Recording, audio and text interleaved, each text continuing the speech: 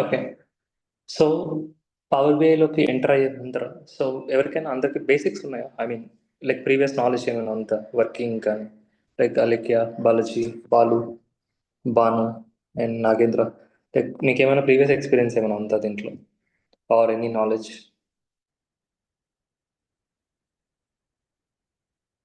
Are complete scratch నుంచి attend అవుతున్నారా? Good morning అన్న, బాలు గుడ్ హియర్. మార్నింగ్. చెప్పండి బాలు. యాక్చువల్గా నేను స్క్రాచ్ నుంచి స్టార్ట్ అవుతాను, నాకైతే ఏం ఐడియా లేదు దీని మీద. ఓకే. సో ప్రీవియస్గా ఐటీలో కూడా పని చేయలేదు కదా? లేదన్న, నేను 24/7 లో కస్టమర్ సపోర్ట్ చేస్తాను. Okay okay okay. అండ్ ఇంకా లిటిల్ బిట్ ఉందన్న అలేఖ్య ఇక్కడ. Okay okay. నాకు వందన, విష్ణు, సాయిశ్రీ.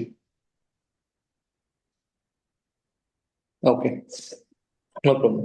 సో బేసిక్గా ఏంటంటే మన ట్రైనింగ్ కంప్లీట్గా స్క్రాచ్ నుంచే ఉంటుంది. అంటే మీకు ప్రయర్ నాలెడ్జ్ ఏమీ లేదు అనుకునేసి నేను తీసుకెళ్తాను అనమాట.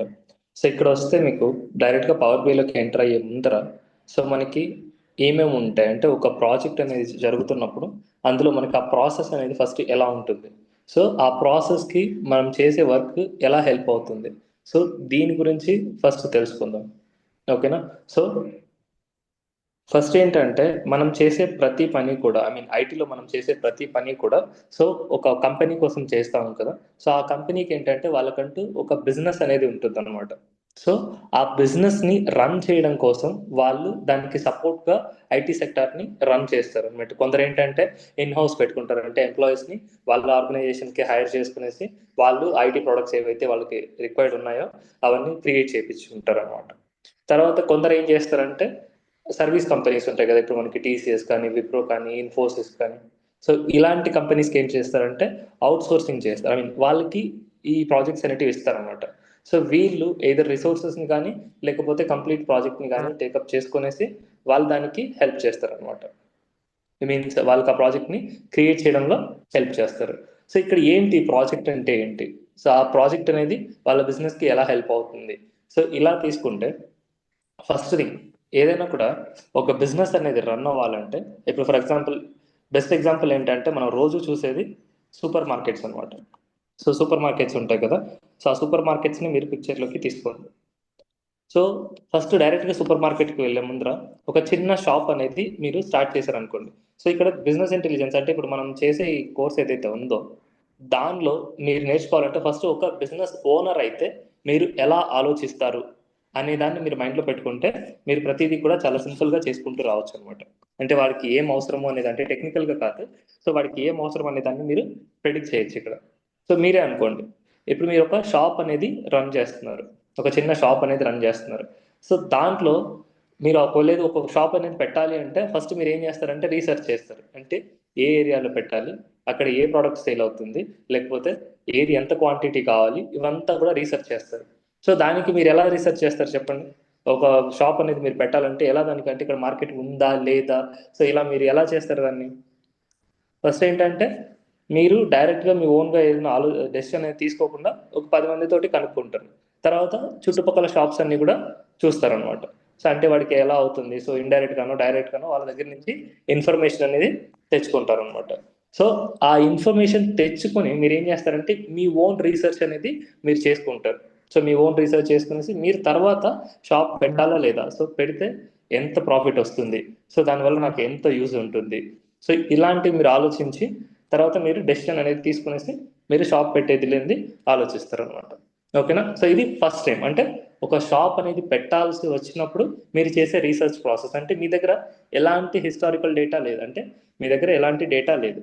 సో మీరు ఎలా షాప్ పెడుతున్నారు అంటే బేస్డ్ ఆన్ మీ రీసెర్చ్ అనమాట. అంటే బయట వాళ్ళని తెలుసుకోవడం కానీ లేకపోతే చుట్టుపక్కల ఉన్న వాళ్ళని అబ్జర్వ్ చేయడం కానీ, సో ఇలా అంతా చూసుకొని చేస్తున్నారు. కానీ అది కూడా ఎలా చేస్తున్నారు, అది కూడా ఒక కైండ్ ఆఫ్ ఇన్ఫర్మేషన్ అనమాట. సో ఆ ఇన్ఫర్మేషన్ తీసుకొని మీ ఓన్ వేలో రీసెర్చ్ చేసుకొని షాప్ పెడుతున్నారు అనమాట. సో ఇప్పుడు షాప్ అయితే పెట్టేశారు. ఓకేనా? సో ఇప్పుడు నెక్స్ట్ స్టెప్లో ఏంటంటే రీసెర్చ్ చేశారు, షాప్ అయితే పెట్టేశారు. సో అలాగా ఒక 1 year జరిగింది అని అనుకోండి. సో ఇయర్ ఫెస్టివల్స్ అన్నీ కవర్ చేసుకుంటూ వచ్చేసారు. సో మళ్ళీ ఇప్పుడు నెక్స్ట్ ఇయర్కి వచ్చారు. ఓకేనా? సో ఇప్పుడు నెక్స్ట్ ఇయర్కి వచ్చినప్పుడు మీకు ఫర్ ఎగ్జాంపుల్ నెక్స్ట్ సంక్రాంతినో ఏదో ఒక ఫెస్టివల్ అనేది వస్తుందని అనుకోండి, లేదంటే నెక్స్ట్ మంత్ ఐ మీన్ జనవరికి ఒక మంత్ అనేది యాడ్ అయింది కదా. సో ఇప్పుడు మీరు సరుకులు అనేది తెచ్చుకోవాలి, అంటే మీ షాప్లో సరుకులు అనేది తెచ్చుకోవాలి. సో ఈ సరుకులు తెచ్చుకునే ప్రాసెస్ అంటే మీరు ఎలా చేస్తారు? ఐ మీన్ డైరెక్ట్గా నేను షాప్కి వెళ్ళేసి నాకు ఇది ఒక 100 ప్రోడక్ట్స్ ఇచ్చేయి, లేకపోతే ఈ ప్రోడక్ట్ వచ్చేసి నాకు ఒక 200 క్వాంటిటీ ఇలా ఇచ్చేసి అలా చెప్తారా? లేకపోతే మీకంటూ కొన్ని లెక్కలు ఉంటాయి, ఎలా తీసుకొస్తారు చెప్పండి షాప్స్కి? ఐ మీన్ మీరు సరుకులు అనేవి మీ షాప్కి ఎనీవన్ జస్ట్ రఫ్గా చెప్పండి, పర్లేదు. వీలైనంత వరకు మాట్లాడడానికి ట్రై చేయండి, ఇంటరాక్ట్ అవ్వడానికి, సో మీకు అండర్స్టాండింగ్ అనేది ఈజీగా ఉంటుంది. సో ఇప్పుడు మీరు షాప్లో కొన్ని ఇప్పుడు ఫర్ ఎగ్జాంపుల్ ఏదైనా పెన్స్ ఉంటాయి, లేదంటే లైక్ షుగర్ కానీ ఇట్లాంటి డిఫరెంట్ ప్రొడక్ట్స్ ఉంటాయి కదా. సో ఇప్పుడు ఫెస్టివల్కి అవసరమయ్యేటివి. సో అది ఎంత క్వాంటిటీ తీసుకుంటారు, ఎలా తీసుకుంటారు చెప్పండి? ఇంత క్వాంటిటీ నాకు అవసరం అని చెప్పేసి మీరు ఎలా డిసైడ్ అవుతారు? ప్రీవియస్ సేల్ బట్టి చూసుకుంటాం కదన్నా. ఆబ్వియస్లీ మీ ప్రీవియస్ అంటే లాస్ట్ ఇయర్ అంతా కూడా మీరు అబ్జర్వ్ చేసి ఉంటారు కదా. సో లాస్ట్ ఇయర్ నేను పెట్టినప్పుడు నాకు ఇంత సేల్ అయింది, సో నేను అప్రాక్సిమేట్గా ఇప్పుడు ఏం చేస్తాను, అంతే దానికి ఒక 10% అటు ఇటు తెచ్చుకుంటాను. అంటే లాస్ట్ ఇయర్ దానికి సేల్ బాగుంది అంటే నేనేం చేస్తాను, ఈ ఇయర్ ఒక 10% ఎక్స్ట్రానో 20% ఎక్స్ట్రానో తెచ్చుకుంటాను అనమాట. సో మార్కెట్ కూడా కొంచెం బాగుంది అని అనుకున్నప్పుడు సేమ్ అట్లాగా. అంటే కానీ మనం ఇప్పుడు ఏంటంటే లాస్ట్ ఇయర్ ఒక 100 ప్రోడక్ట్స్ సెల్ అయితే ఈ ఇయర్ వచ్చేసి నేను 200 300 అలా డైరెక్ట్గా పర్చేస్ చేయను అనమాట. సో లాస్ట్ ఇయర్ ఎలా అయితే జరిగిందో దాన్ని బేస్ చేసుకొని నేను ఏం చేస్తానంటే రఫ్గా నాకు ఇంత అవసరం అవుతుంది అని చెప్పేసి నేను లెక్కేసుకొనేసి తెచ్చుకుంటాను. సో ఇది మన చిన్న షాప్ అయితే మనం చేసే ప్రాసెస్. సో ఇప్పుడు మీరు నార్మల్గా ఇప్పటి వరకు మీరు చేసిందంతా కూడా ఒక పేపర్ మీద పెన్నో పేపర్లో తీసుకునేసి చేసుకుంటూ వచ్చేసారనమాట. సో ఇప్పుడు మీ షాప్ యొక్క సైజ్ అనేది పెరిగింది అనుకోండి, అంటే ఇంతకుముందు చిన్న షటర్లో ఉండేది, సో ఇప్పుడు మీకు ఏంటంటే సేల్స్ బాగుంది, అంతా బాగుంది, సో మీరు షాప్ అనేది సైజ్ పెరిగింది, దాని ఒక చిన్న సూపర్ మార్కెట్ అనేది చేశారు. సో అప్పుడు మీరు ట్రాకింగ్ ఎలా చేస్తారు అంటే అప్పుడు మీకు ఏంటంటే మీ దగ్గర ప్రోడక్ట్స్ చాలా ఎక్కువ ఉంటాయి, సో డిఫరెంట్ షెల్ఫ్స్ ఉంటాయి అండ్ డిఫరెంట్ ప్రోడక్ట్స్ ఉంటాయి. సో వీటన్నిటిని కూడా మాన్యువల్గా మ్యాక్సిమం మీరు క్యాలిక్యులేట్ చేసుకోవడానికి చాలా డిఫికల్ట్ అవుతుంది అనమాట. బట్ మీడియం స్కేల్ అయితే మీరు ఏం చేస్తారు, అక్కడికి కూడా మాన్యువల్గా వెళ్ళేసి షాప్లో ప్రతిదీ కూడా ఎవ్రీడే కౌంట్ చేసుకుంటూ ఏది ఎంత ఉంది ఎలా ఉంది అని చెప్పేసి కౌంట్ చేసుకుంటూ మీరు పెట్టుకోవచ్చు అనమాట, ఏది మీడియం స్కేల్ అయితే. సో ఇప్పుడు మీ షాప్ అనేది ఇంకా కొంచెం పెద్దదైంది అనుకోండి, షాప్ అనేది చాలా పెద్దదైంది, ఆల్మోస్ట్ మీరు మాక్సిమం డైలీ నీడ్స్ కానీ లేకపోతే రెగ్యులర్గా అవసరమయ్యే ప్రోడక్ట్స్ ఏవైతే ఉన్నాయో అవన్నీ కూడా సేల్ చేస్తున్నారు మీ సూపర్ మార్కెట్లో. సో ఇప్పుడు మీరు పెన్ను పేపర్ పెట్టుకునేసి మీరు ఇవంతా చేయడానికి పాసిబుల్ అవుతుంది. అంటే నాకు ఈ ప్రోడక్ట్ ఎంత కావాలి, ఈ ప్రోడక్ట్ ఎంత కావాలి, లేకపోతే నా దానిలో స్టాక్ ఎంత ఉంది, తర్వాత నాకు ఇది ఇంత అవసరం అవుతుంది, సో దీనివల్ల ఇది ఎక్స్పైరీకి దగ్గర అవుతుంది, సో దీనివల్ల నాకు లాస్ వచ్చేలా ఉంది. సో ఇవన్నీ మీరు దాన్ని బేస్ చేసుకొని అంటే మీరు పెన్ను పేపర్ తీసుకునేసి క్యాల్కులేట్ చేసుకోవడానికి అవుతుందా? ఒకవేళ అవుతుంది అంటే ఖచ్చితంగా మీ ఓన్గా మీరు చేసుకోలేరు. సో చాలామంది ఎంప్లాయీస్ని హైర్ చేసుకోవాలి, ఒక్కొక్కరికి ఒక్కొక్క సెక్షన్ ఇవ్వాలి, ఇచ్చి ప్రతిదీ కూడా చెక్ చేసుకుంటూ వచ్చి వాళ్ళు చేసుకుంటూ రావాలన్నమాట. సో ఇదే ఇంకొంచెం స్కేల్ అనేది పెరిగింది అనుకోండి, అప్పుడు రిసోర్సెస్ లేరనుకోండి, అప్పుడు మీరు ఏం చేస్తారు? అప్పుడు మీ అప్రోచ్ ఎలా ఉంటుంది చెప్పండి? సో మీరే ఒక బిజినెస్ ఓనర్ అనుకోండి, అంటే ఆ సూపర్ మార్కెట్ ఓనర్ అనుకోండి, సో మీరు ప్రోడక్ట్స్ అనేటివి ఎలా తీసుకొస్తారు అప్పుడు స్కేల్ అనేది పెద్దదిగా ఉన్నప్పుడు?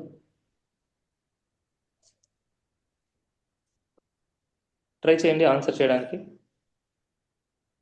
ఏదైనా పాసిబిలిటీ ఉందా డైరెక్ట్గా, అంటే వితౌట్ పెన్ పేపర్? అంటే మీరు పెన్ పేపర్తో పాసిబుల్ అవ్వదు, మీరు బుక్లో రాసుకొనేసి ప్రతి చేయడానికి పాసిబుల్ అయినా కూడా చాలా టైం టేకింగ్ ప్రాసెస్. అప్పుడు మీరు ఏం చేస్తారు? ఎక్సెల్ ద్వారా మనం డేటా సాఫ్ట్వేర్ యూస్ చేస్తారు కదా.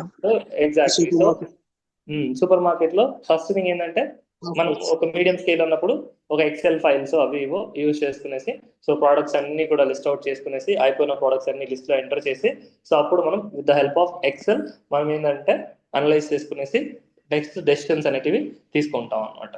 అట్ ద సేమ్ టైం మనకి ఏంటంటే ఇప్పుడు మనకి సేల్ అయ్యిందా లేదా అనేసి చెప్పడం కోసం మనకి ఫ్రంట్ ఎండ్లో కొన్ని మెషిన్స్, అంటే ఇప్పుడు రీసెంట్గా అయితే సాఫ్ట్వేర్స్ అనేవి వచ్చాయి అనమాట. అంటే ఒక సిస్టమ్ పెట్టుకుంటాము, స్కానింగ్ మిషన్ ఉంటుంది, సో బార్కోడ్ స్కాన్ చేస్తుంది, సో ఈ ప్రోడక్ట్ అనేది సేల్ అయింది, ఈ ప్రోడక్ట్ అనేది సేల్ అయింది అని చెప్పేసి ఇలా వస్తుంది అనమాట.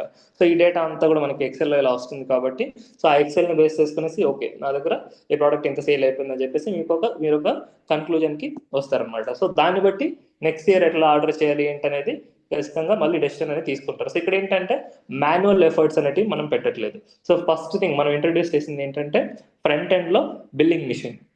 ఓకేనా? ఫ్రంట్ ఎండ్లో బిల్లింగ్ మిషన్ అనేది ఇన్స్టాల్ చేస్తాం ఫస్ట్. ఓకేనా? దాని తర్వాత నెక్స్ట్ ఏం చేస్తున్నాం, ఎక్సెల్ ఫైల్స్ అనేటివి మెయింటైన్ చేస్తున్నాం అనమాట. సో ఈ డేటా ఏదైతే ఉందో, ఐ మీన్ ఈ బిల్లింగ్ మిషన్ ద్వారా వచ్చిన డేటా ఏదైతే ఉందో దాన్ని తీసుకునేసి మనం ఎక్సెల్ ఫైల్లో అనలైజ్ చేసి మీరు రిపోర్ట్స్ అనేవి క్రియేట్ చేసుకుంటున్నారు, అంటే మీ డెసిషన్స్ అనేటివి తీసుకుంటారు అనమాట. సో ఇప్పుడు ఎక్సెల్ ఫైల్ని వాడాలంటే ఎవరు కావాలి మనకు? సో ఎక్సెల్ తెలిసిన పర్సన్ అనేవాళ్ళు కావాలి. తర్వాత ఫ్రంట్ ఎండ్లో ఆ సిస్టమ్ ఏదైతే ఉందో ఆ సిస్టమ్ని క్రియేట్ చేసిన పర్సన్, అంటే ఈ సిస్టంలో సాఫ్ట్వేర్ ఉంటుంది కదా, సో అవి కస్టమైజర్ సాఫ్ట్వేర్స్ అనమాట మీ బిజినెస్కి తగ్గట్టు. సో వాటిని క్రియేట్ చేసిన పర్సన్స్, క్రియేట్ చేయడానికి డెవలపర్స్ అనే వాళ్ళు కావాలి. సో ఇది. సో ఇంకా మీకు స్కేల్ అనేది పెరిగింది. సో ఇప్పుడు మీకు ఒక 5-6 బ్రాంచెస్ మెయింటైన్ చేస్తున్నారు. అప్పుడు ఏం చేస్తారు?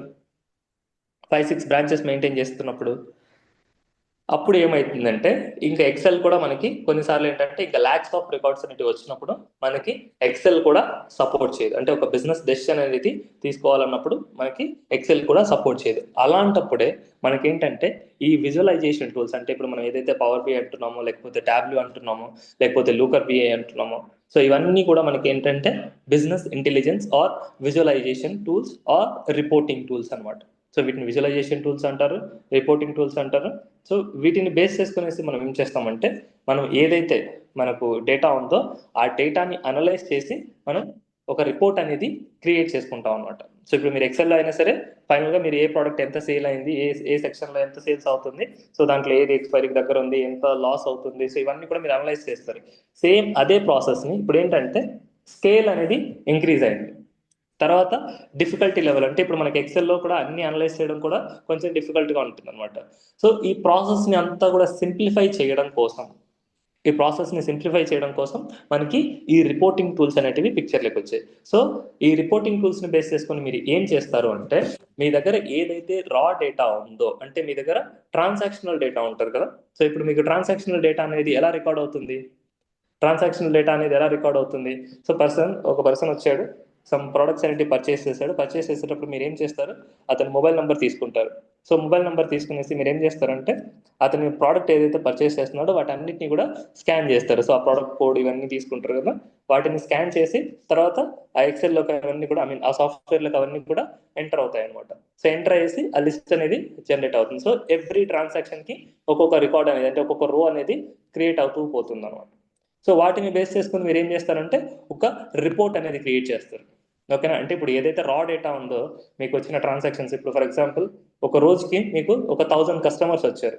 సో అప్పుడు మీకు 1000 రికార్డ్స్ ఉంటాయి. సో ఇప్పుడు డైరెక్ట్గా మీరు ఒక రిపోర్ట్ అనేది క్రియేట్ చేసుకోకుండా, అంటే ఇప్పుడు ఎక్సెల్ ఫైల్లోనే 1000 రికార్డ్స్ వచ్చాయి అనుకోండి. సో ఇప్పుడు 1000 ట్రాన్సాక్షన్ నేను మీకు ఇచ్చాను. సో 100 ట్రాన్సాక్షన్స్ ఇచ్చాను, లేకపోతే 1000 ట్రాన్సాక్షన్స్ ఇచ్చాను. సో దాంట్లోంచి what is the total sales, అంటే టోటల్ సేల్స్ ఎంత వచ్చింది అని చెప్తే మీరు ఏం చెప్తారు? ఎలా చెప్తారు? నాకు ఎలా చెప్తారు టోటల్ సేల్స్ అనేది? 1 by 1 కౌంట్ చేయడం. ఎలా అవుతుంది? 1 by 1 కౌంట్ చేసుకుంటూ వెళ్తారు. సో 1 by 1 కౌంట్ చేసుకుంటూ వచ్చి చెప్తారు. సో మీకు ఆల్రెడీ ఎక్సెల్ తెలుసుంటే మీరేం చేస్తారంటే డైరెక్ట్గా ఫార్ములాస్ అనేవి యూస్ చేసి, సమ్ ఫంక్షన్ ఇట్లాంటి ఫార్ములాస్ యూస్ చేసి ఇంకొక పేజ్లో కానీ ఇంకొక పక్కన కానీ మీరు ఏం చేస్తారంటే ఒక సమ్మరైజ్డ్ టేబుల్ అనేది కానీ ఇలాంటివి క్రియేట్ చేస్తారు. అంటే ఇప్పుడు నేను టోటల్ సేల్స్ అడిగాను అనుకోండి, సో కంప్లీట్గా సేల్స్ కాలం ఏదైతే ఉందో అవన్నీ అగ్రిగేట్ చేసి టోటల్ సేల్స్ ఇస్తారు. సో నేను ప్రోడక్ట్ వైజ్ సేల్స్ కావాలనుకోండి నాకు, సో ఈచ్ ప్రోడక్ట్ వైజ్ మీరు ఏం చేస్తారంటే మళ్ళీ సేల్స్ని సమరైజ్ చేస్తారు. ఆ ప్రోడక్ట్కి కండిషన్ పెట్టేసి సో మీరు సమరైజ్ చేసి ఇస్తారనమాట. అంటే ఇప్పుడు మీకు 1000 రికార్డ్స్ అనేటివి డైరెక్ట్గా ట్రాన్సాక్షన్ ఇన్ఫర్మేషన్ నేను ఇస్తే మీకు దానివల్ల ఎలాంటి యూజ్ అనేది లేదు. నేను ఏదైతే రా డేటా మీకు వస్తుందో ఆ రా డేటాని మీకు ఇచ్చినప్పుడు దాన్ని మీరు మీకు ఎలాంటి యూజ్ లేదు. సో దాన్ని మీరు ఏం చేయాలి అంటే ఇప్పుడు 1000 కాదు, 2000 కాదు, 3000 కాదు, ఇన్ని ట్రాన్సాక్షన్స్ అనేవి మీకు ఉన్నప్పుడు ఆ ట్రాన్సాక్షన్స్ని మీరు ఏంటంటే ఒక మీనింగ్ఫుల్ వేలో మీరు సమరైజ్ చేసుకోగలిగితే అప్పుడు మీకు ఏమవుతుందంటే దానివల్ల యూజ్ ఉంటుంది. ఇప్పుడు నేను జస్ట్ 1000 ట్రాన్సాక్షన్స్ ఇస్తే మీరు టోటల్ సేల్స్ ఏంటి చెప్పలేరు, ఏ ప్రోడక్ట్ ఎంత సేల్ అయింది చెప్పలేరు, ఆర్ ఎన్ని నాకు స్టాక్ ఉన్నాయో చెప్పలేరు, ఏం చేయలేరు. సో దాన్ని నేను ఒక మీనింగ్ఫుల్ వేలో కన్వర్ట్ చేస్తా. అంటే ఈ ప్రోడక్ట్ స్టాక్ ఎంత ఉంది, సో ఇన్ స్టాక్ అని చెప్పేసి ఒకటి ఇచ్చాను అనుకోండి, సో ఈ ప్రోడక్ట్ ఇన్ స్టాక్ ఎంత ఉంది, తర్వాత ఈ ప్రోడక్ట్ ఇంకొక ప్రోడక్ట్ దీని యొక్క సేల్స్ అనేటివి ఎంత ఉంది, ఇలా నేను స్పెసిఫిక్గా చెప్పాను. ఒక రిపోర్ట్ అనేది క్రియేట్ చేసి ఇచ్చాను అనుకోండి, అప్పుడు మీకు ఏంటంటే అండర్స్టాండింగ్ అనేది ఈజీగా ఉంటుంది. సో ఆ అండర్స్టాండింగ్ బేస్ చేసుకొని మీరు బిజినెస్ డెసిషన్ అనేటివి తీసుకుంటారు అనమాట. సో ఇక్కడ టూల్ ఏదైనా సరే మనం ఏం చేస్తున్నామంటే రా డేటా ఏదైతే ఉందో దాన్ని డైరెక్ట్గా యూజ్ చేసుకోవట్లేదు, అంటే యూజ్ చేసుకోలేము. దాన్ని ఒక రిపోర్ట్ లాగా కన్వర్ట్ చేసుకుంటే, అంటే ఒక సమరైజ్డ్ ఇన్ఫర్మేషన్ అనేది జనరేట్ చేసుకోగలిగితే దాన్ని బేస్ చేసుకొని మనం డెసిషన్స్ అనేటివి తీసుకోగలం. అప్పుడు మనకి బిజినెస్ అనేది ప్రాపర్గా రన్ అవుతుంది అనమాట. సో ఈ ప్రాసెస్ని సింప్లిఫై చేయడం కోసం అనేకే మనకి ఏంటంటే ఈ రిపోర్టింగ్ టూల్స్ అనేటివి మనకి పిక్చర్లోకి వచ్చాయి అనమాట. అంటే ఈ పవర్ BI అంతా కూడా ఈ రిపోర్టింగ్ టూల్స్ అనేటివి వచ్చాయి. ఓకేనా. సో ఇప్పుడు మనకి ఈ రిపోర్టింగ్ టూల్స్ అన్ని కూడా చిన్న చిన్న బిజినెస్లు అనేటివి చాలా వరకు యూజ్ చేయలేవు. మ్యాక్సిమం ఏంటంటే మనకి పెద్ద బిజినెస్లు మాత్రమే యూజ్ చేయగలుగుతాయి అనమాట.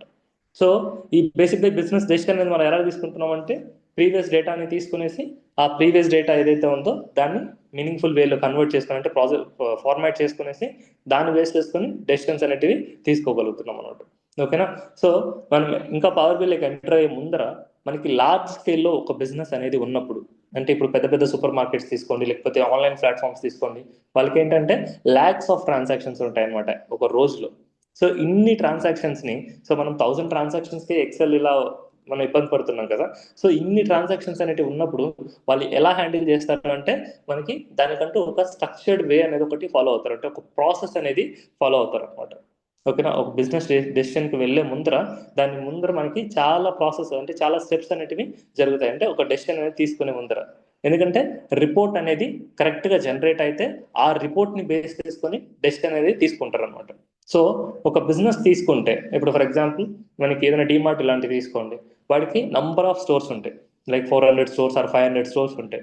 సో అన్ని స్టోర్స్లో అంత మెటీరియల్స్ కానీ, అంత స్టాఫ్ని కానీ, లేకపోతే అన్ని ప్రోడక్ట్స్ కానీ వాడు ఎలా మెయింటైన్ చేస్తున్నాడు అంటే with the help of softwares only.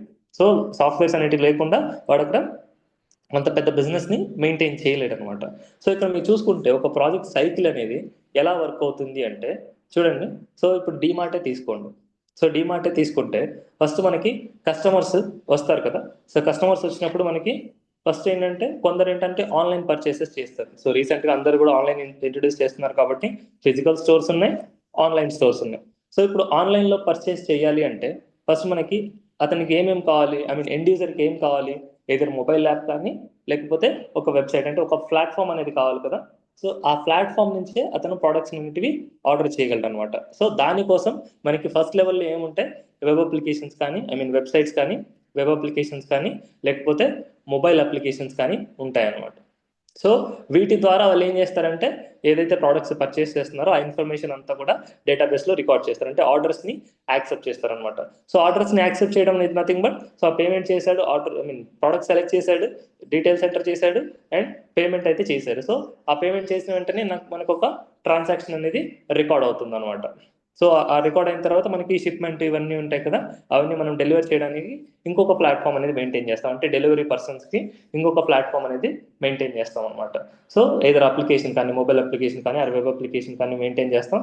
దాని ద్వారా వాడు ప్రోడక్ట్ పిక్ చేసుకున్నాడా, లేకపోతే డెలివర్ చేశాడా, లేకపోతే ఏ స్టేట్లో ఉంది ఏంటి అనేది అది ట్రాకింగ్.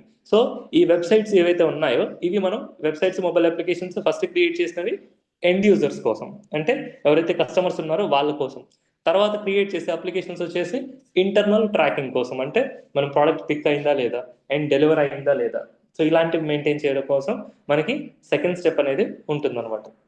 సో అది డిఫరెంట్ సెట్ ఆఫ్ అప్లికేషన్స్ అక్కడ క్రియేట్ చేస్తారు. తర్వాత స్టోర్కి వచ్చారని అనుకోండి. సో స్టోర్కి వచ్చినప్పుడు స్టోర్లో మనకి బిల్లింగ్ కోసం మనకి సాఫ్ట్వేర్స్ ఉంటాయి కదా. సో బిల్లింగ్ చేసేటప్పుడు ఆ బిల్లింగ్ దగ్గర కూడా మనకి ఏం చేస్తారంటే కస్టమైజ్డ్ సాఫ్ట్వేర్స్ అనమాట. అంటే డైరెక్ట్గా మనకి ఆ సాఫ్ట్వేర్స్ అంటే ఏదంటే అది యూస్ చేయడానికి కుదరదు కదా. ఆ బిజినెస్కి తగ్గట్టు వాళ్ళు ఏం చేస్తారంటే ఆ లోగోస్ కానీ, లేకపోతే ఏవేవైతే క్యాప్చర్ చేయాలనుకుంటున్నారో, అంటే మొబైల్ నెంబర్ కానీ, లేకపోతే ప్రోడక్ట్ డీటెయిల్స్ కానీ, ఏవైతే క్యాప్చర్ చేయాలనుకుంటున్నారో దానికోసం అని చెప్పేసి ఇంకొక సపరేట్ సెట్ ఆఫ్ సాఫ్ట్వేర్స్ని క్రియేట్ చేసి పెడతారనమాట. సో అవేంటంటే వాళ్ళ కోసం ఆ స్పెసిఫిక్ మిషన్ కోసం కస్టమైజ్డ్ సాఫ్ట్వేర్స్ అనేటివి క్రియేట్ చేసుకుంటారు ఆ ఇన్ఫర్మేషన్ని క్యాప్చర్ చేయడం కోసం. తర్వాత ఈ డేటా అంతా కూడా మనకి ఇంకా ట్రాన్సాక్షన్ ఇన్ఫర్మేషన్. సో మీరు ఒకవేళ బ్యాంకింగ్ సిస్టమ్ తీసుకుంటే మీరు చేసే ఏటీఎం ట్రాన్సాక్షన్స్ కానీ, లేకపోతే ఆన్లైన్ అంటే డిఫరెంట్ వేలో, లేకపోతే ఎక్సెల్లో డేటా ఎంటర్ చేసినా కానీ, సో ఇవన్నీ కూడా మనకి ఏంటంటే ఫస్ట్ స్టెప్లో మనకి డేటాని కలెక్ట్ చేసుకుంటారు అనమాట. సో ఏవైతే బిజినెస్ని రన్ చేయడం కోసం డిఫరెంట్ అప్లికేషన్స్ని క్రియేట్ చేస్తారు. సో ఆ అప్లికేషన్స్ ద్వారా బిజినెస్ అనేది రన్ అవుతూ ఉంటుంది. సో ఈ అప్లికేషన్స్ ద్వారా తీసుకున్న డేటాని ఏం చేస్తారు అంటే మనకి ఫస్ట్ లెవెల్లో ఫస్ట్ సెట్ ఆఫ్ సర్వర్స్ అనేటివి ఉంటాయి. సర్వర్ నథింగ్ బట్ స్టోరేజ్ అనమాట. అంటే మీ సిస్టంలో హార్డ్ డిస్క్ ఎలా అయితే ఉంటుందో మనకి సపరేట్గా డేటాబేసెస్ ఆర్ సర్వర్స్ అనేటివి కొన్ని ఉంటాయి అన్నమాట. సో ఇవన్నీ కూడా ఆర్గనైజేషన్లో కానీ లేకపోతే క్లౌడ్లో కానీ జస్ట్ స్టోరేజ్ డివైజెస్ అన్నమాట ఇవి. సో ఇక్కడి నుంచి వచ్చిన డేటా ఏదైతే ఉందో అవంతా కూడా లోకల్గా స్టోర్ అవుతుంది. ఎప్పుడు కూడా మీరు ఒక వెబ్సైట్ అనేది ఓపెన్ చేసి మీరు ఏదైనా ఆర్డర్ పర్చేస్ చేశారనుకోండి, సో ఆ డేటా అనేది ఎక్కడ స్టోర్ అవుతుంది అంటే దానికంటూ ఒక సర్వర్ అనేది లింక్ అయి ఉంటుంది. సో బేసిక్గా ఏంటంటే ప్రతి దానికి కూడా ఒక్కొక్క అప్లికేషన్కి ఒక్కొక్క సర్వర్ అనేది మెయింటైన్ చేసుకుంటూ వస్తారు ఫ్రంట్ ఎండ్లో. ఎందుకంటే అన్ని ఒకే దాంట్లో పెడితే ఆ సర్వర్ ఏదైనా ఇంటరప్ట్ అయింది అంటే మనకి బిజినెస్ అంతా కొలాప్స్ అవుతుంది. కాబట్టి ఒక్కొక్క ప్రాసెస్కి అంటే ఆన్లైన్ అప్లికేషన్స్కి ఒక సర్వర్ అండ్ కస్టమైజ్డ్ అంటే ఇంటర్నల్గా అంటే స్టోర్కి వచ్చి పర్చేస్ చేసే వాళ్ళకి ఒక సర్వర్, ఇట్లా డిఫరెంట్ సర్వర్స్ అనేటివి మెయింటైన్ చేసుకుంటూ వస్తారనమాట. సో ఫస్ట్ లెవెల్లో కలెక్ట్ చేసిన డేటా ఇదర్ సాఫ్ట్వేర్స్ ద్వారా కానీ వెబ్సైట్స్ ద్వారా కానీ మొబైల్ అప్లికేషన్స్ ద్వారా కానీ లేకపోతే ఇన్ స్టోర్ కానీ కలెక్ట్ చేసిన డేటాని ఏం చేస్తారంటే మనకి సర్వర్లో స్టోర్ చేసుకుంటూ వస్తారనమాట. సో ఈ సర్వర్స్ ఏంటంటే బిజినెస్ రన్ అవడానికి హెల్ప్ అవుతాయి. అంటే ఒక ప్రోడక్ట్ ప్రైస్ కానీ లేకపోతే వాడు ఎంత క్వాంటిటీ ఉంది ఏంటి అనేది ఆ డీటెయిల్స్ అన్నీ కూడా మనకి ఈ సర్వర్లో ఉంటాయి అన్నమాట. సో పర్చేస్ చేసిన వెంటనే మైనస్ అవుతూ ఉంటాయి అంటే ప్రోడక్ట్ డీటెయిల్స్ అంతా కూడా. అంటే ఇప్పుడు ఒక క్వాంటిటీ ఒక ప్రోడక్ట్ 10 ఉందనుకోండి, సో 8 ప్రోడక్ట్స్ సేల్ అయిపోయాయి ఒక రీసెంట్ ట్రాన్సాక్షన్స్లో, సో -8 అట్లా -1 -2 ఇట్లా యాడ్ చేసుకుంటూ వచ్చి ఇన్ స్టాక్ డీటెయిల్స్ ఎంత ఉన్నాయో ఇక్కడ తెలుస్తుంది. ఎందుకంటే మనకి పర్చేస్ చేసేటప్పుడు అంటే మనకి తెలియాలి కదా ఆ స్టాక్ అనేది మనకు ఉందా లేదా అని చెప్పేసి. సో ఈ సర్వర్స్లో బిజినెస్ రన్ అవడానికి కావాల్సిన డేటాని లైక్ 6 months డేటా లేకపోతే 1 year డేటా ఇట్లా మెయింటైన్ చేసుకుంటూ వస్తారనమాట. సో ఫ్రంట్ ఎండ్ ఇక్కడ నుంచి డేటాని కలెక్ట్ చేసుకుంటూ వస్తారు అండ్ ఇక్కడ ప్రాసెస్ చేసి బిజినెస్ రన్ అవడానికి ఇన్ స్టాక్ అదంతా ఎంత ఉందనేది చెక్ చేసుకుంటూ బిజినెస్ అనేది రన్ అయ్యేటట్టు మెయింటైన్ చేస్తారనమాట. మెయిన్గా చెప్పాలంటే ఇవి బిజినెస్ రన్ అవడానికి యూస్ చేసే సర్వర్స్. సో ఫస్ట్ లెవెల్లో ఈ అప్లికేషన్స్ నుంచి కలెక్ట్ చేసిన డేటాని ఇక్కడ స్టోర్ చేస్తారు అండ్ డిఫరెంట్ సర్వర్స్ ఉంటాయి ఒక్కోదానికి ఒక్కొక్కటి కూడా. దాని తర్వాత ఏం చేస్తారంటే మనకి మధ్యలో ఈటీఎల్ ఆపరేషన్స్ అనేది ఒక స్టెప్ ఉంటుంది అనమాట. అంటే డేటా కలెక్ట్ అయ్యేసి బేసిక్గా ఈ ట్రాన్సాక్షనల్ సర్వర్స్లో అంటే వీటిని ఏమంటారంటే OLTP systems, okay, online transactional processing systems అనమాట ఇవి. సో ఈ సిస్టమ్స్లో స్టోర్ అవుతుంది కదా డేటాని, దీన్ని ఏం చేస్తారంటే ఈ రా డేటాని తీసుకొచ్చేసి ఒక టూల్ ఉంటుంది అనమాట, ఈటీఎల్ టూల్ అని. సో అలాంటి టూల్స్ మనకి చాలా ఉన్నాయి మార్కెట్లో, లైక్ మనకి SSIS కానీ లేకపోతే మీరు విని ఉంటారు అజూర్ డేటా ఫ్యాక్టరీ అని చెప్పేసి చాలా మంది వినే ఉంటారు. సో అది క్లౌడ్ టూల్ అనమాట. సో అలాంటిది అభినిషి అని చెప్పేసి ఒకటి ఉంది. సో IBM డేటా స్టేజ్ అనేది ఒకటి ఉంది. సో ఇవన్నీ కూడా ఏంటంటే ఆల్ట్రిక్స్ అనేది ఇంకోటి ఉంది. సో ఇవన్నీ కూడా ఏంటంటే మనకి ETL టూల్స్. అంటే ఇవి ఏం చేస్తాయంటే ట్రాన్స్ఫర్మేషన్స్ కోసం యూస్ చేస్తారు, అంటే డేటా ట్రాన్స్ఫర్మేషన్స్ కోసం యూస్ చేస్తారు అనమాట. అంటే ఈ రా డేటా ఏదైతే ఉందో ఇక్కడ నుంచి వస్తుంది కదా, ఈ డేటాని డిఫరెంట్ సోర్సెస్ నుంచి వీళ్ళు కలెక్ట్ చేసుకునేసి ఈ టూల్ అనేది యూస్ చేసి మనకి ట్రాన్స్ఫర్మేషన్స్ అనేటివి చేస్తారు అనమాట. అంటే డేటాని ప్రాపర్గా సెగ్రిగేట్ చేయడం అండ్ ప్రాపర్గా ఫార్మాట్ చేయడం, ఇలాంటివన్నీ కూడా మనకి ఈ ETL ఆపరేషన్స్లో చేస్తారు. ఓకేనా? అంటే ఈ సర్వర్స్ నుంచి ETL nothing but extract, transform and load. అంటే ఈ సర్వర్స్ నుంచి డేటాని ఎక్స్ట్రాక్ట్ చేసుకునేసి, ట్రాన్స్ఫార్మ్ అంటే డేటాని మల్టిపుల్ టేబుల్స్లోకి స్ప్లిట్ చేయడం కానీ లేకపోతే వాటిల్లో ఫస్ట్ నేమ్ లాస్ట్ నేమ్ ఇట్లా సపరేట్ చేయడం కానీ లేకపోతే ఇలాంటి చిన్న ట్రాన్స్ఫర్మేషన్ లేదంటే డేటా టైప్స్ చేంజ్ చేయడం కానీ లేకపోతే ఫెయిల్డ్ ట్రాన్సాక్షన్స్ అన్ని ఒక పక్కకి, సక్సెస్ఫుల్ ట్రాన్సాక్షన్స్ అన్ని ఒక పక్కకి, లేదంటే డిఫరెంట్ బిన్స్ అంటే రేంజ్ క్రియేట్ చేయడం, అంటే ఈ 10 to 100 to 2000 ఇలా ట్రాన్సాక్షన్స్ అన్నిటి బకెట్స్లో అంటే డిఫరెంట్ బకెట్స్లో పెట్టడం కానీ లేకపోతే దేని డీటెయిల్స్ అవి సపరేట్ చేయడం కానీ, ఇట్లా మనకి ఏంటంటే ట్రాన్స్ఫర్మేషన్స్ అంటే మనకి చాలా ఉంటాయి. Upper case to lower case, తర్వాత రీప్లేస్ చేయడము లేకపోతే అప్డేట్ చేయడము. సో ఇలా మనకి చాలా డీటెయిల్స్ ఉంటాయి అనమాట ట్రాన్స్ఫర్మేషన్స్లో, జాయిన్స్ కానీ. సో ఇలాంటివన్నీ యూస్ చేసి ఇక్కడ ఈ స్టెప్లో చేస్తారు. సో డేటాని ఎక్స్ట్రాక్ట్ చేస్తారు, ఈ ట్రాన్స్ఫర్మేషన్స్ అనేటివి చేస్తారు. అంటే తర్వాత లాస్ట్ లోడ్ అని ఉంది కదా, ఎల్ అని ఉంది కదా, ఎల్ నథింగ్ బట్ లోడ్ అనమాట. అంటే ఒక ఫైనల్ డేటా ఏదైతే వస్తుందో అంటే ఈ ట్రాన్స్ఫర్మేషన్స్ అన్ని చేసిన తర్వాత ఒక ప్రాపర్ షేప్కి తీసుకొస్తారు డేటాని. సో దీనికంటూ సపరేట్ టీం ఉంటుంది. సో ఈ ప్రాపర్ షేప్కి తీసుకొచ్చిన డేటాని ఏం చేస్తారంటే ఇంకొక సర్వర్ అనేది మెయింటైన్ చేస్తూ ఉంటారు. మెయిన్గా ఒక సర్వర్ మెయింటైన్ చేస్తారు. ఆ సర్వర్ని ఏమంటారంటే డేటా వేర్ హౌస్ అంటారు. అంటే ఇక్కడ ఎలాంటి సర్వర్స్ అయితే ఉన్నాయో ఇక్కడ కూడా ఇంకొక స్టోరేజ్ డివైస్ అనేది ఉంటుంది. సో ఇక్కడ ఏంటంటే కెపాసిటీ ఎక్కువ ఉంటుంది అండ్ ఫైనల్గా అంటే ప్రాపర్ స్ట్రక్చర్డ్ డేటా ఏదైతే అంటే ఇక్కడ వచ్చేసి మనకి అన్స్ట్రక్చర్డ్ డేటా, అంటే సమ్ టైమ్స్ ఏంటంటే మనకి డిఫరెంట్ సోర్సెస్ నుంచి వచ్చేది కాబట్టి సో అవన్నీ కూడా బిజినెస్ని రన్ అవడం కోసం మెయింటైన్ చేస్తూ ఉంటారు. వీటిని మనం ఇలా రిపోర్ట్స్ క్రియేట్ చేయడం కోసం డైరెక్ట్గా ఇక్కడ నుంచి యూస్ చేస్తే కంప్లీట్ డేటా ఉండదు. అట్ ద సేమ్ టైం మనకు ఈ బిజినెస్ డిస్టర్బ్ అయ్యే అవకాశం అనేది ఎక్కువ ఉంటుంది. అందుకని ఈ సర్వర్స్ మీద ఎప్పుడు కూడా రిపోర్ట్స్ అనేటివి క్రియేట్ చేయరు. అంటే ఇక్కడ డేటా ఉంటుంది కానీ కంప్లీట్ డేటా ఉండదు. Last 1 year or 6 months data ఇలా ఉంటుంది అనమాట, జస్ట్ బిజినెస్ రన్ అవడానికి. కానీ మీరు ఒక లాస్ట్ 10 years డేటాని మీరు అనలైజ్ చేయాలంటే ఆ డేటా అనేది ఇక్కడ ఉండదు, లాస్ట్ 5 years కానీ 2 years కానీ ఇట్లా.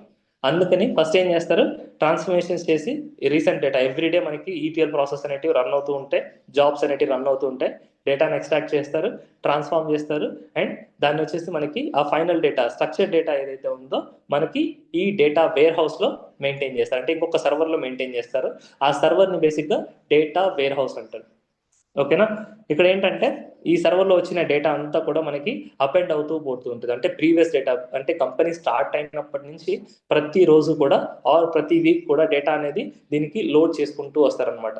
ఒక్కసారి దీంట్లోకి డేటా లోడ్ అయింది అంటే దాన్ని ఇంకా ఎలాంటి మోడిఫికేషన్స్ చెయ్యరు అండ్ ఆ డేటాని డిలీట్ చేయరు అనమాట. అప్డేట్ చేయడం కానీ డిలీట్ చేయడం కానీ చేయరు. సో ఇక్కడ ప్రాపర్ స్ట్రక్చర్ డేటా ఉంటుంది అండ్ ఈ డేటాని బేస్ చేసుకునేసి మనం ఏం చేస్తామంటే రిపోర్ట్స్ అనేటివి క్రియేట్ చేస్తాం. అంటే మనం డిఫరెంట్ విజువలైజేషన్ టూల్స్ ఉన్నాయి కదా, ఇద్దరు పవర్ బిఐ, ట్యాబ్లు, మైక్రోస్ట్రాటజీ, లూకర్ బిఐ, సో ఇలాంటి టూల్స్ యూస్ చేసుకుని ఇక్కడి నుంచి డేటాని ఎక్స్ట్రాక్ట్ చేసుకునేసి మనం ఏం చేస్తామంటే రిపోర్ట్స్ అనేటివి క్రియేట్ చేస్తాం అనమాట. సో ఆ రిపోర్ట్ అంటే ఇప్పుడు ప్రోడక్ట్ వైజ్ సేల్స్ కానీ, కంట్రీ వైజ్ సేల్స్ కానీ, లేకపోతే ఏది ఇన్ స్టాక్ ఎంత ఉంది, తర్వాత నెక్స్ట్ ఎంత అవసరం అవుతుంది, ఇలాంటి ప్రెడిక్షన్ డీటెయిల్స్ అవన్నీ ఉంటాయి కదా, అవన్నీ కూడా మనం ఏం చేస్తామంటే ఒక రిపోర్ట్ లాగా క్రియేట్ చేసి దాన్ని మనం ఎండ్ యూజర్కి షేర్ చేస్తాం. అండ్ ఈ రిపోర్ట్ కూడా మనం ఆర్డినరీగా అంటే డైరెక్ట్గా టేబుల్స్ ఉంటాయి కదా, ఆ టేబుల్స్ ఫామ్లో కాకుండా మనం ఏం చేస్తామంటే చార్ట్స్ అనేటివి క్రియేట్ చేస్తాం. కొన్ని చార్ట్స్ అనేటివి క్రియేట్ చేస్తాం అనమాట. అంటే ఇప్పుడు చూడండి, మన దగ్గర ఒక శాంపుల్ డేటా తీసుకుంటాను.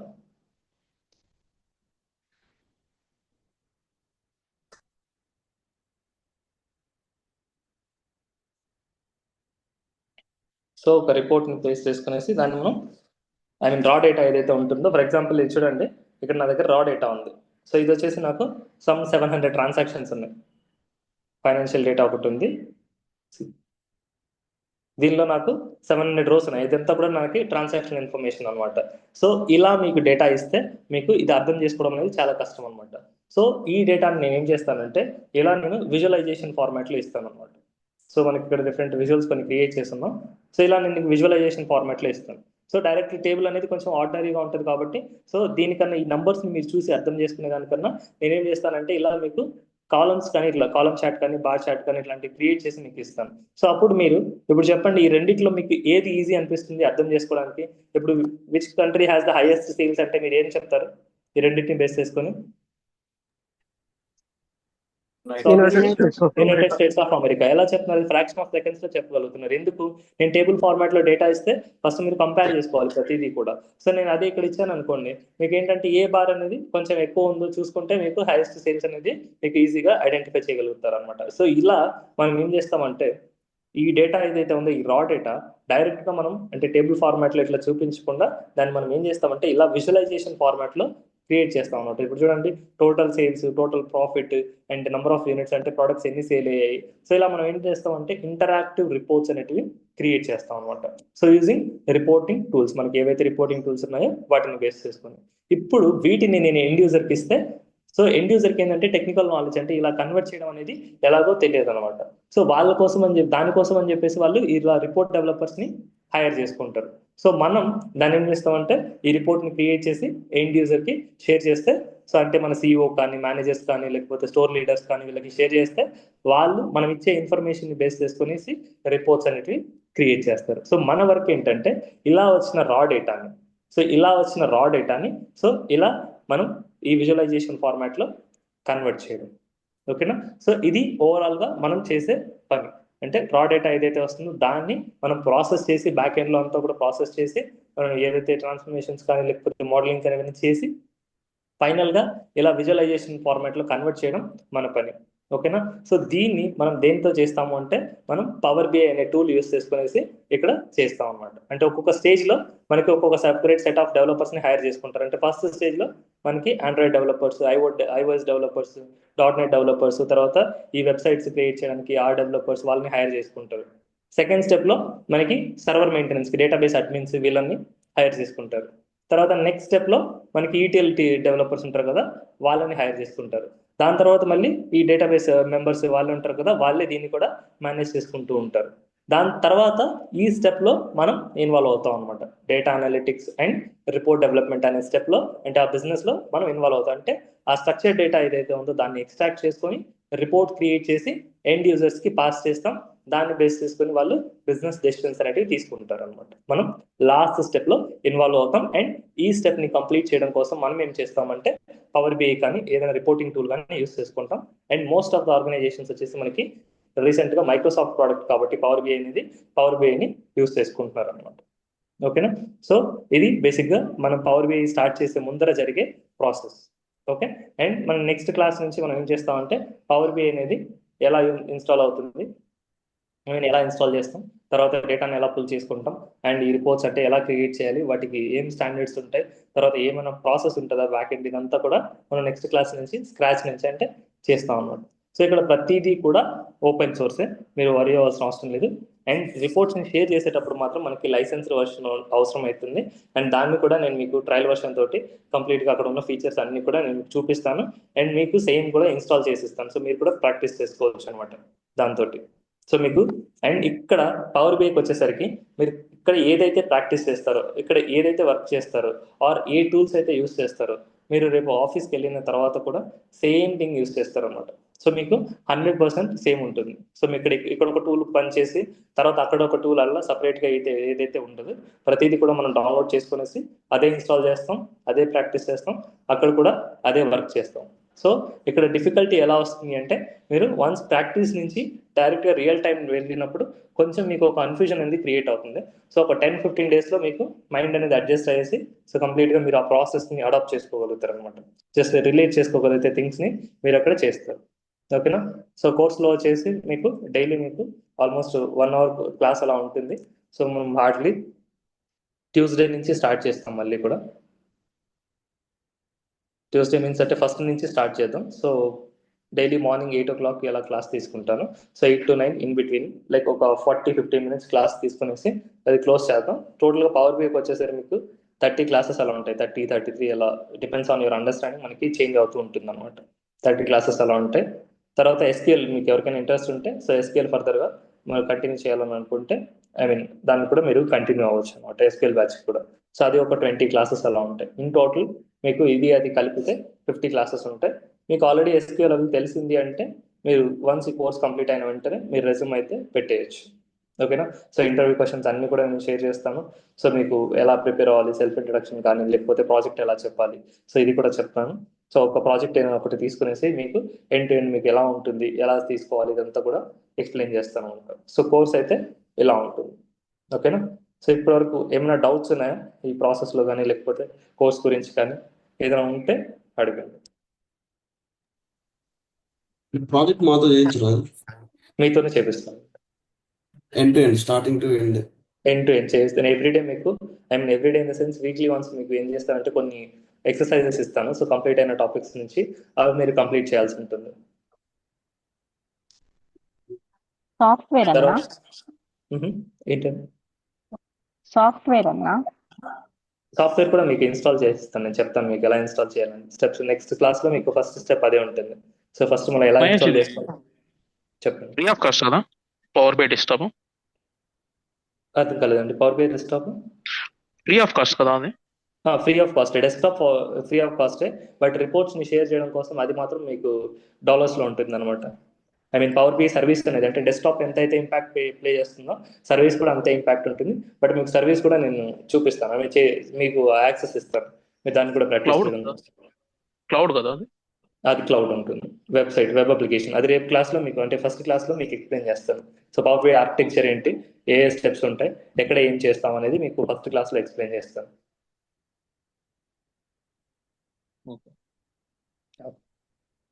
ఇంకా ఏమైనా డౌట్స్ ఉన్నాయా?